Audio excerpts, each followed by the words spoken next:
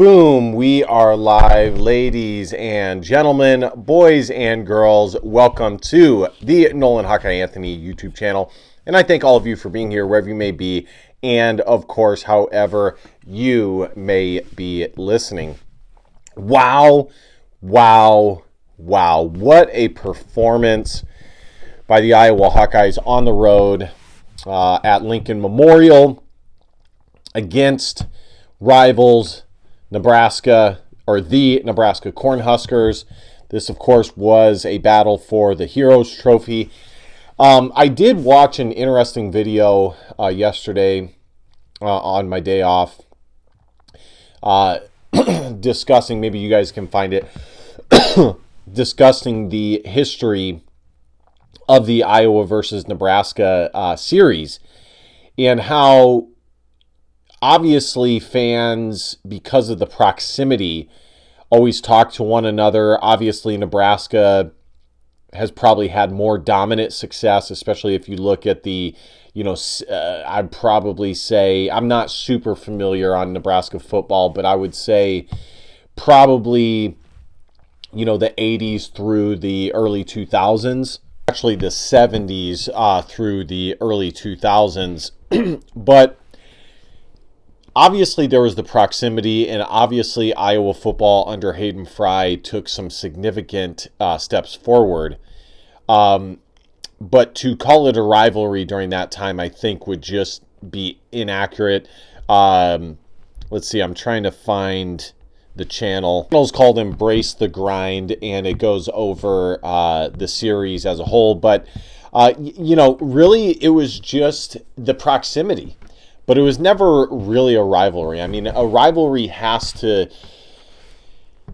there's an element of it that is forced and an element of it that is created due to proximity, but also how good the rivalry is or how strong the rivalry is, I think, is dictated by the actual performances on the field and how meaningful they are. What's the impact of the game? How close are the games? Are there special and memorable moments? And up until its creation when Nebraska joined the Big Ten, I just don't really think that was there. Obviously, Iowa defeating Nebraska when Hayden Fry was there, and he talked about how big of a win it was that they defeated Nebraska, which obviously that was true.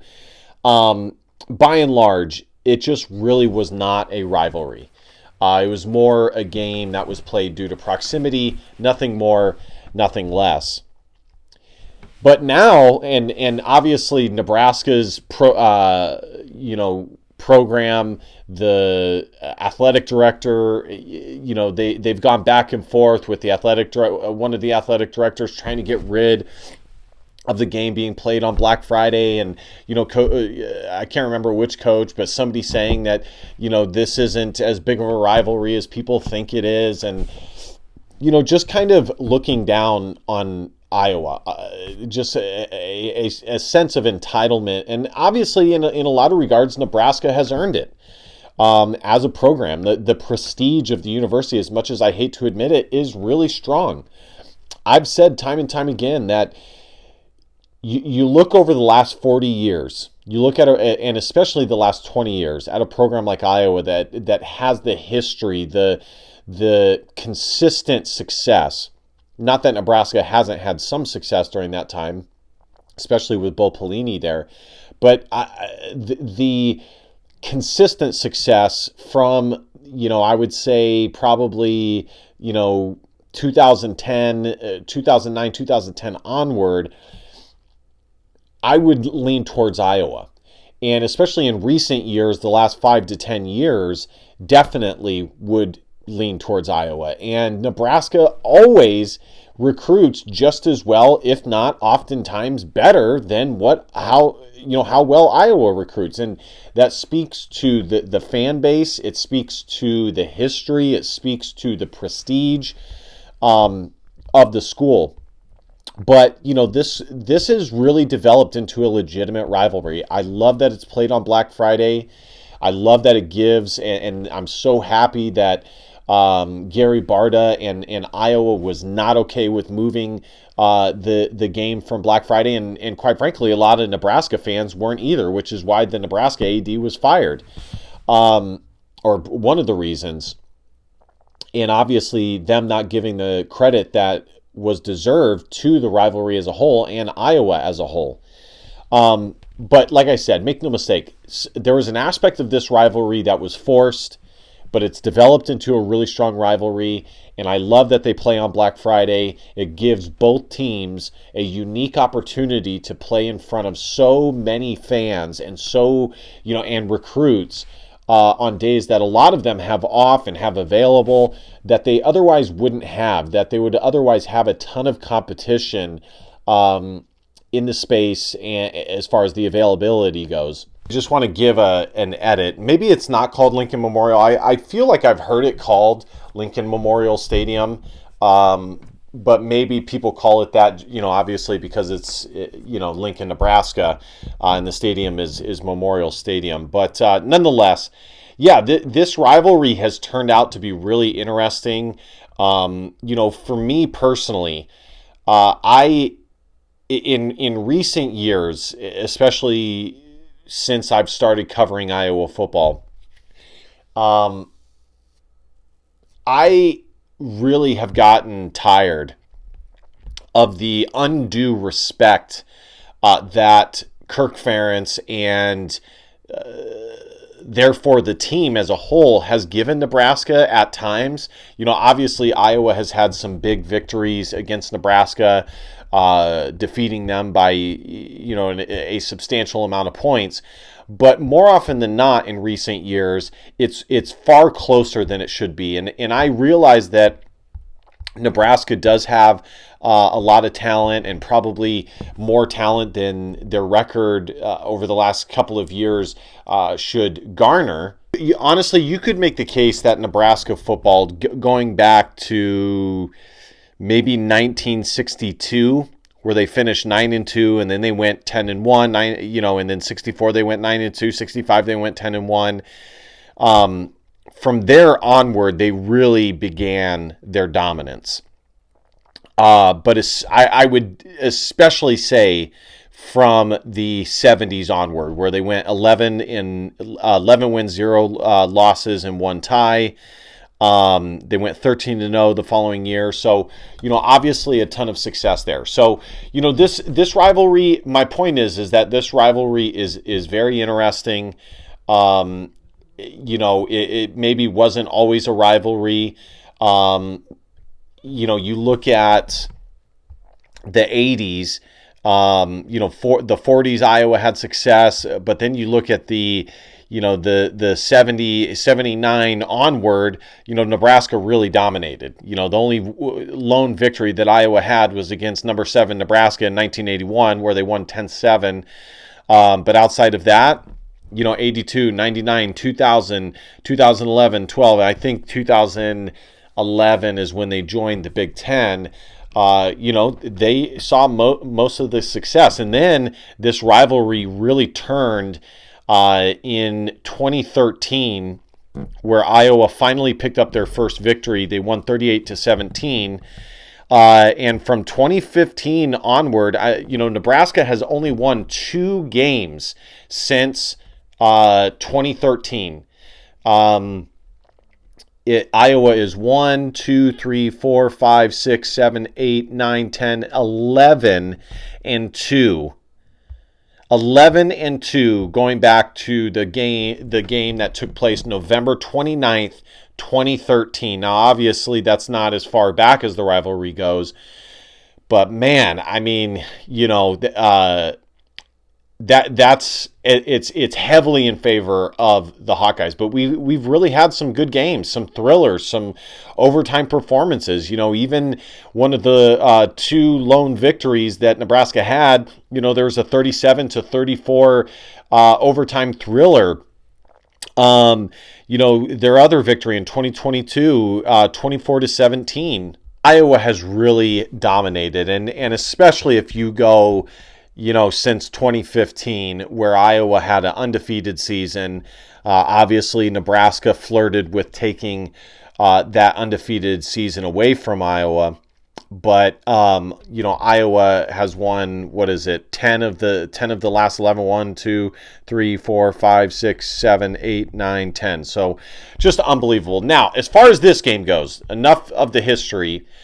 When this game started, I just thought to myself, of course, this is classic Iowa football against Nebraska, doing everything they can to give this game away, doing everything they can to make this game closer than it needed to be.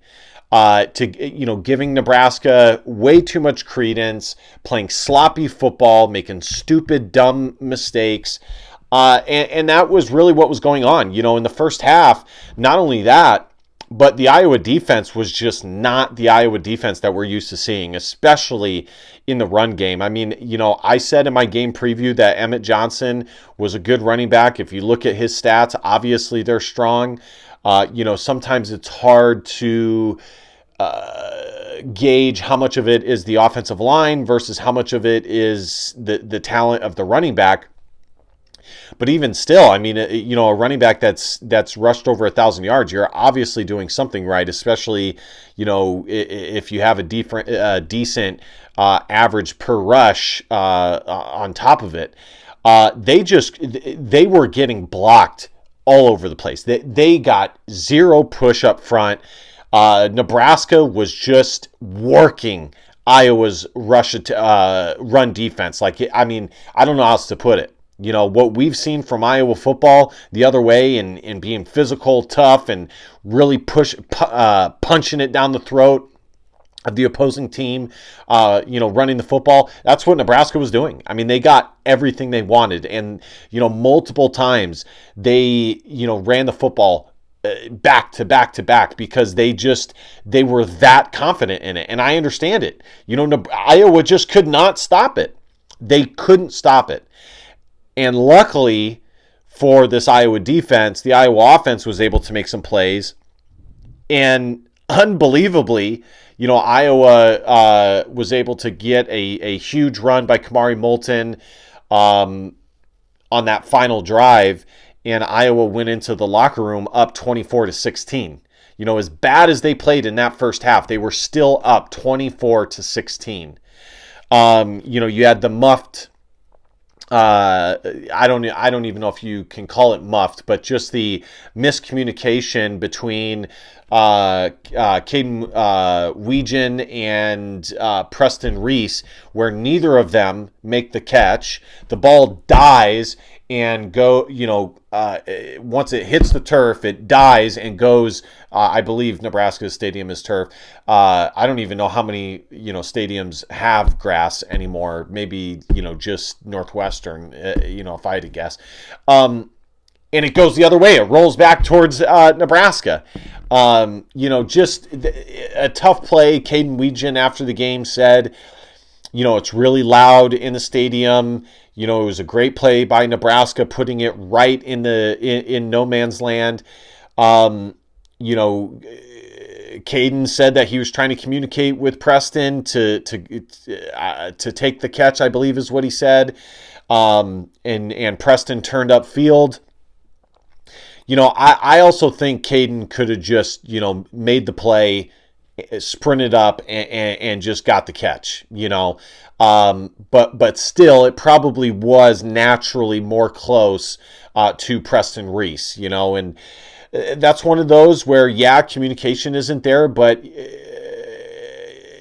football player, good IQ players just got to make a good IQ type play, and that's not to say that Preston Reese and Caden Weegan are low IQ football players. Obviously that's false, but sometimes you just got to go and make a play and make it happen when that communication breaks down.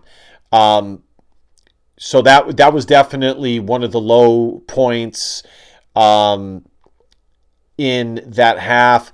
The biggest thing in the first half was I couldn't believe it, was just how bad Iowa was struggling to stop Nebraska's rushing attack. I mean, it was insane. But it's Iowa's offense for making it happen, making plays, keeping Iowa in the game, if not, obviously leading in the game, and carrying some momentum into the second half. That I really think that final drive to end the second half was a massive gut punch to Nebraska, and was really probably the point forward from there that changed the trajectory of the game. I mean, it was starting to change before that, but I would say that if I were to point to a single, drive or moment, it was probably that run, and Iowa finishing that drive, not just getting a field goal and punching it in for seven. It was massive. I mean, that is just a huge, devastating blow to the opposing team. I mean, any team that gives up points like that, unless you're leading, by 10 plus points or whatever the case, or you're leading even after the touchdown. But even still, it's a massive gut punch, because that's why we have two halves, because it's almost a whole nother game of football, because you're able to take a break and then resume. So, and then in the second half, Iowa just dominated, absolutely dominated. They got the safety, great punt from Reese Dakin. Just absolutely bombed it. The hang time gave Iowa's defenders time to get down there. The kick return or punt returner muffed it, picks it up, and gets blasted by Carson Shire, and it's almost recovered for a touchdown by, I believe it was Jaden Montgomery, but unfortunately he wasn't able to fully come down with it. And then, obviously the Nebraska player came up with it, and it was a safety. So that was a huge play. Some other moments in the second half outside of the offensive success, Rashad Godfrey played great. He's a big corner. He moves well for his size. When Iowa landed him out of Armwood, Seffner, Florida, I thought it was a great pickup. It's one of the better high schools in the state of Florida. I don't know if you guys are aware, but they split their divisions into like city schools and like more rural type suburban schools. Seffner always produces tons of Division I talent. Iowa has two guys on their roster that hail from that school. They actually offered another guy on the defense side of the football in this current recruiting class, but they didn't land him. I think he committed to Colorado. And he played physical. I mean, he had pop on his tackles. He covered really well for the most part. And there was a play, it was either third or fourth down. I think it was third down, where Nebraska gets outside and he just squares up and just explodes. And you could hear the pop. And similar to the Carson Shire pop on the punt return, you could hear the announcer go, "Oh!" Because you could hear it from all the way up in the play-by-play booth. So just a massive, massive hit. And then the second hit was later in the second half on the goal line, where him and Xavier Wampa wrap up. I believe also it was third down. They wrap up on the outside, and Rashad Godfrey just lays a massive second hit right there on the goal line, and forces a fumble. It lands in the end zone, and Iowa's able to, escape that series without giving up any points.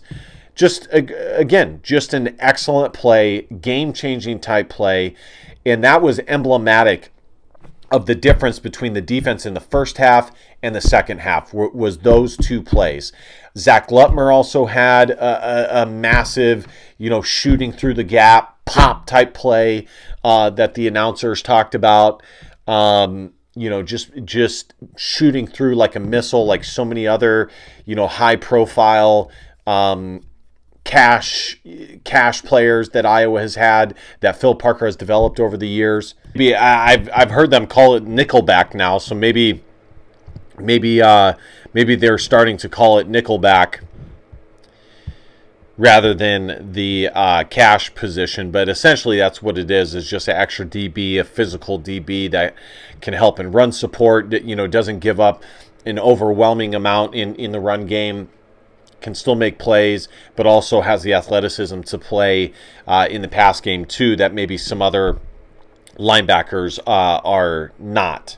TJ Hall was out. I think he had a pretty solid season. It's too bad. That guy really had a injury-riddled type season. I don't even think he was able to play against Michigan State. And I think, unfortunately, it's going to hinder him from probably even getting drafted just because he has such a massive injury history.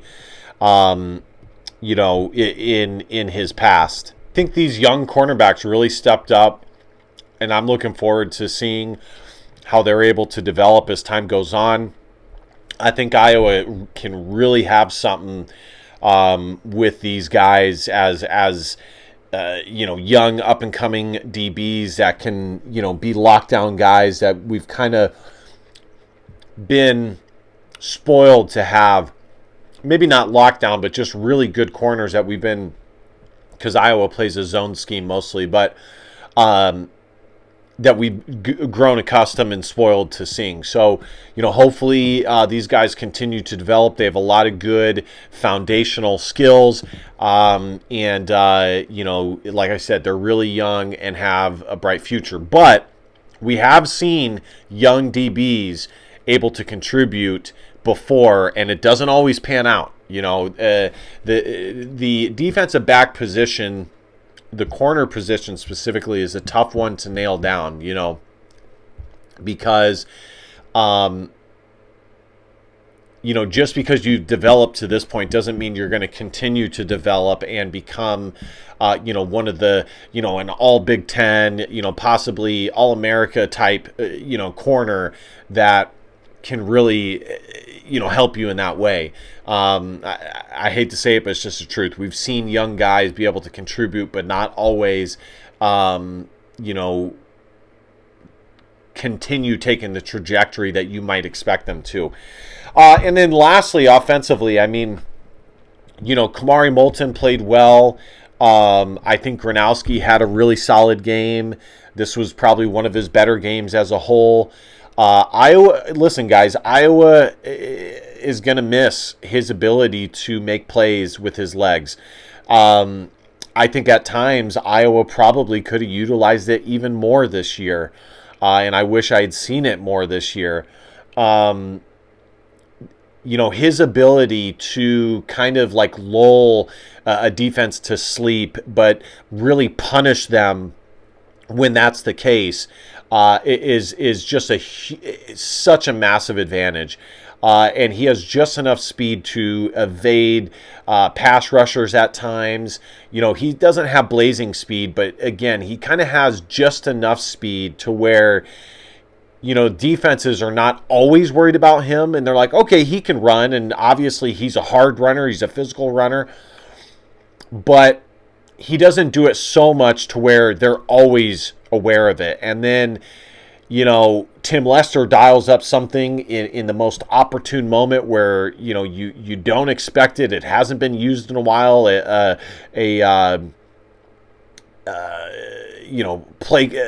Play call, run play, or a designed run play rather. And it really is able to take advantage. Even today, he finished with 64 yards on the ground and 2 rushing touchdowns. And that, again, that's probably going to be the biggest thing, is the red zone. Iowa quarterbacks almost always have a handful of rushing touchdowns because Iowa really is not ornery about using the QB sneak, and they don't care about getting cute, which is good. Touchdowns are touchdowns. But Iowa's going to miss it all the same. And then, Reese Vanderzee, what a magnificent catch from him. That one-handed back shoulder catch. I mean, that guy really is starting to take steps forward in that back shoulder catch and either high pointing the ball or catching it, falling down and grabbing it and using his long arms and size to finagle a pass from behind the cornerback and make them pay for not being able to get their hands up. I mean, there's been a few times this year that he's been able to do it. So I'm really excited about his potential. I've said for the longest time that of all of Iowa's wide receivers, he probably has the most NFL possibility due to his size, speed, and frame and athleticism and football IQ. And then finally, Iowa has, well, maybe not finally, but finally they were able to do it as much as they were able to do today. They get the tight end involved and really utilize them for big gainers. They've used them at times this year in varying degrees, and in recent games we've seen more success from them, but I have been clamoring that we need to continue to use tight ends. I don't care if Tim Lester's offenses have not always utilized them a ton. It's a position that Iowa recruits well. They don't recruit super well at all the positions. They recruit better than people realize. But, if I look at the offense as a whole, the two positions over the last 5 years that Iowa has been able to recruit the best, offensive line and tight end. That's not to say that they don't recruit better than people realize at the wide receiver position. It's not to say that they don't, recruit decently well at the running back position, but they are known as tight end U. They are known as one of the preeminent schools in producing tight ends and offensive linemen. And you can really make things happen in an offense with tight ends that can make plays, especially in modern football. Using a big-bodied, far mobile than they should be at that size type player. So, DJ Vaname is really developing. It's going to be very interesting to see what happens in the offseason with Addison Ostrenga, Zach Ortworth, because if you guys remember, Addison Ostrenga will likely have an extra year of eligibility due to his injury. He'll be able to claim a medical red shirt. And then Zach Ortworth still has 1 year of eligibility left. So, next year, Iowa's tight end room is going to be very experienced, very solid. I don't know that I would be willing to say that they'll be the most talented that I've seen, especially in comparison to like the Noah Fant and TJ Hawkinson year. And then, we had years, with Sam Laporta and whoever his counterpart was. If you look back, there was, Marv Cook and Mike Flagg. You have Luke Lachey and Eric All was a pretty good tandem, but obviously, Luke Lachey got injured. Eric All ended up getting injured. And of course, Cade McNamara ended up not having, the best season. Least they're going to be really experienced, and they have some really nice young up-and-coming options as well. It just depends. Like, sometimes there are too many cooks in the kitchen, but I think that this is going to be a group that Tim Lester will need to take advantage of, and I hope he learns from the success that he's seen in recent weeks from some of these options. I really do. So really nice game as far as that goes. The offense just, they made the plays that they needed to make today. If we look at the stats, Mark Gronowski went 9 of 16 for 166 yards. Again, as I've always said, when this was pointed out to me, and it's very true, Gronowski is at his best, by and large, and Tim Lester feels the most comfortable with him throwing between 15 and 20 passes. That is roughly where he wants him. No more, no less. There's only been a handful of times this year where he has thrown more than 20 balls. Kamari Moulton, Nebraska's quarterback, TJ Latleaf, 9 of 24, 69 yards, 0 touchdowns, 0 INTs. It's going to be very interesting to see if Dylan Raiola decides to come back. This is the problem sometimes with landing, high-caliber players like that is, when you pedestalize them and put them on a pedestal, you're likely to be disappointed. And time will tell if he's able to come back or if this is just another big money grab from him. So we'll, I don't really care either way as an Iowa fan, but I'm sure Nebraska fans will watch this video, and I would be curious what you guys have to say about this. Kamari Moulton finished the game with 18 carries for 93 yards, 2 touchdowns. Mark Gronowski, as I said, 13 for 64, 2 touchdowns. Nathan McNeil, the true freshman, 8 carries for 35 yards. Iowa really has all year long, interchanged these running backs. Some games it's been Moulton and Jazzy and Patterson. Some games it's been Xavier Williams and Jazzy and Pat. By and large it's been Kamari Moulton, but the mixing and matching has gone back and forth. It was good to see Terrell Washington Jr. finally get some snaps again. I know some Iowa fans aren't the biggest on him as a running back, or as a wide receiver. It kind of goes back and forth. Personally, I think he is a wide receiver. I think Iowa's running back room is more than deep. But, maybe when they compared, when they looked at their roster this year where he could make the most impact, given the fact that Iowa did have quite a few options at the slot position, they thought that he would be best at running back. Now, looking ahead to next year, a lot of Iowa's smaller wide receivers will be gone. Caden Weegan, Seth Anderson, Sam Phillips, unless they go out and land some options. And that was that. DJ Vaname had 91 yards and 3 receptions, 1 touchdown, along with 43. Reese Vanderzee, 2 for 53. Sam Phillips, 2 for 12. And Dayton Howard had a nice pitch and catch, 1 for 9 yards. Really looking forward to his development too. He looks very fluid and smooth. I think he's going to be something. He just needs to stay the course. And stay in the weight room. If him and Vanderzee can take steps forward next year, man, that it'll finally give Iowa a roster, an offense that has dudes like since Amir Smith-Marset and Brandon Smith. I mean, they've had dudes like Caden Weegan is a dude, but it's always been like one guy, and he might be a dude in the punt return and kick return, but he's not a dude as far as, being a receiver goes and running routes, The last time I would say that Iowa had like dudes at the wide receiver position would be Amir Smith-Marset and Brandon Smith. So, these guys are both 6 foot, above 6'3", and offer that skill set.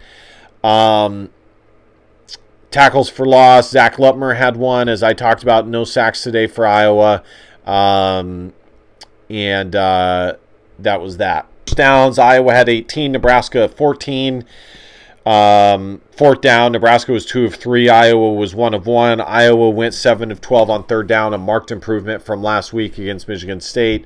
Nebraska went 5 of 15. Total yards, 379 for Iowa to 300 for Nebraska. So, pretty good offensive performance for Iowa, which is not surprising. This Nebraska defense is certainly not elite. as I said in my game preview, but still. 166 yards passing compared to 69 for Nebraska. They only averaged 2.9 yards per pass. Rushing, Iowa had 213, Nebraska had 231, which obviously is unfortunate. That's the lone negative in this game is Iowa's run defense, specifically in the first half. After that, they scored 0 points in the second half, but still, we got to count the first half. Iowa did have 2 turnovers, let's see. No, they only had 1. They lost 1 fumble. Same with Nebraska. Possession, Iowa had 33 minutes and Nebraska had 26. My final thoughts on this game is this, Iowa picked up a nice victory. It's always nice to beat Nebraska at home. I think the best that Iowa can finish this year is 6th in the Big Ten, which is not terrible. Or tied for 6th, rather, with Washington. Washington is playing Oregon. Obviously, Oregon is favored to win that game. Iowa can finish either tied for 6th or, flat out in 6th. Even if USC loses, they hold the tiebreaker over Iowa, which is not a bad performance. You look at the Big Ten standings, Indiana, Ohio State, Oregon, Michigan, USC, they're all the Big Ten West, or they're all the Big Ten East teams. Not a terrible finish. 2024, they finished tied for 6th with Illinois, or I think it was tied for 5th, actually. It was tied for 5th, so they took a step back, but I think the Big Ten, top to bottom, was a little bit better this year, especially if you look at, Indiana, USC taking a step forward, Minnesota took a step forward, Illinois is solid, Nebraska took a step forward. I think Minnesota actually probably took a step back slightly, but Nebraska took a step forward. You look at Iowa, so the Nebraska game, obviously beating them the way they did and the way they should have beaten them is great. The first half defensive performance was not the best. If I had to give the defense a grade as a whole in this game, both halves, I'd probably give them a B, maybe a B plus. If I'm leaning more towards the second half and how they finished. Second half, I'd give them an A.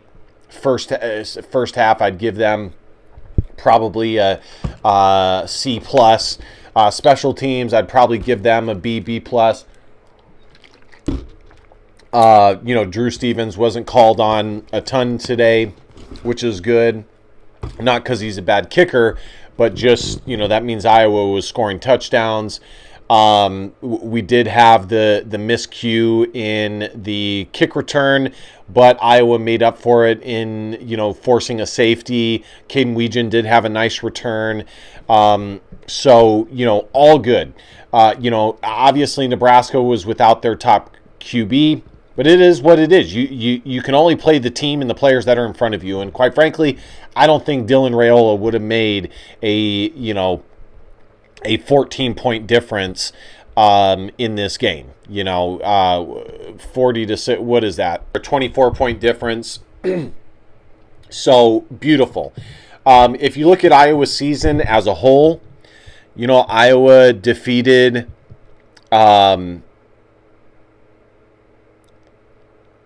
two teams that were over 500.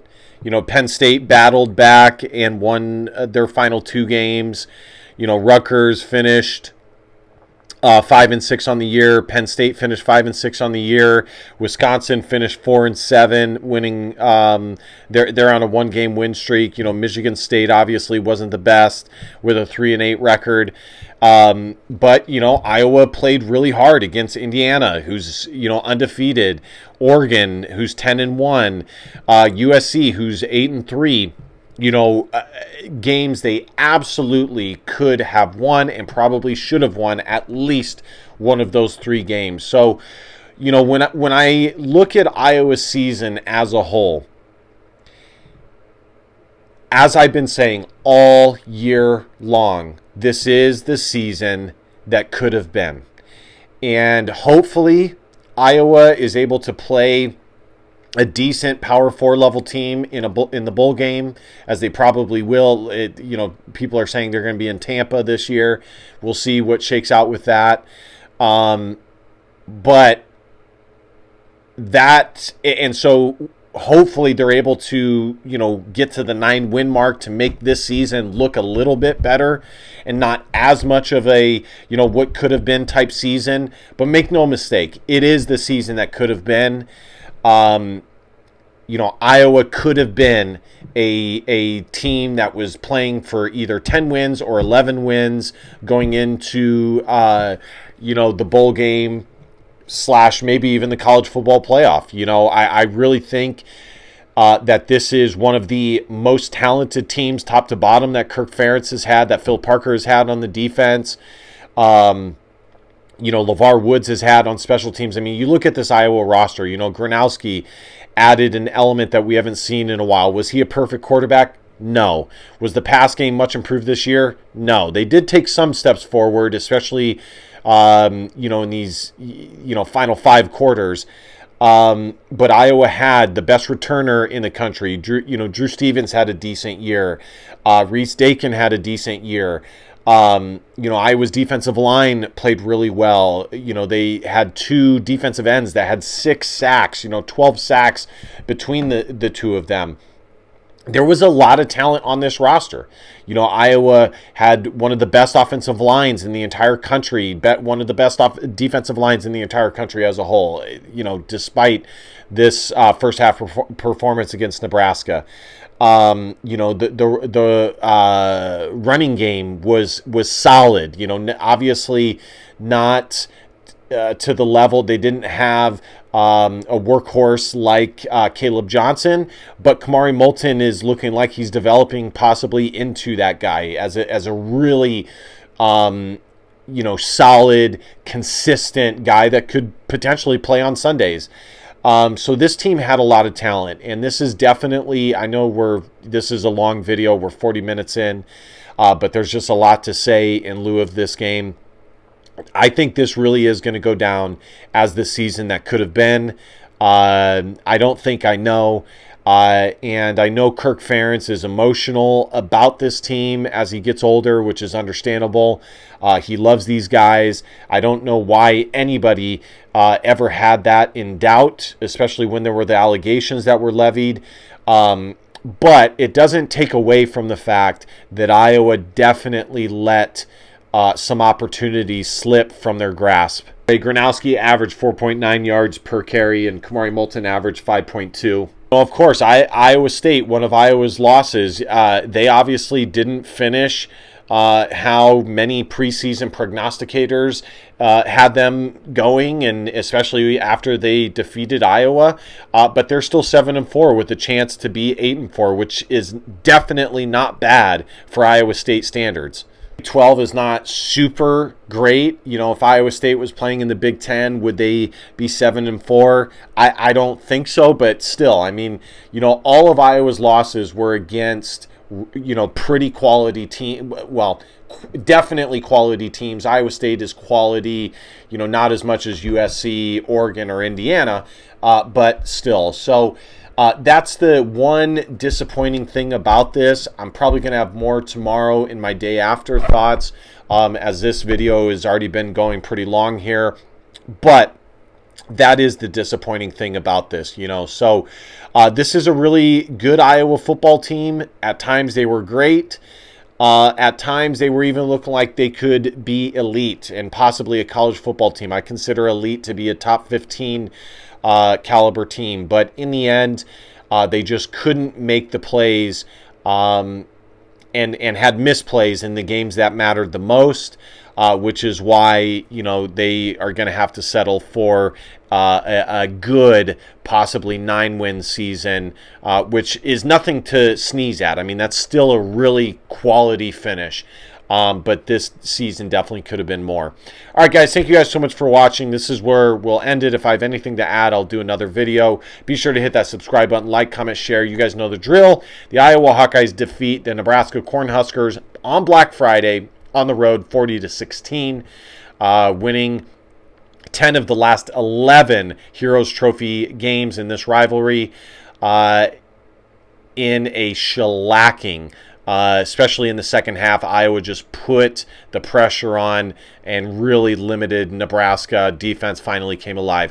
All right, guys, thank you guys so much for watching. Last but not least, DBAP, don't be a pussy willow. In fact, our feelings, because your feelings just matter. Love you, Hawk fans. See you guys next time. Go Hawks. Bye-bye.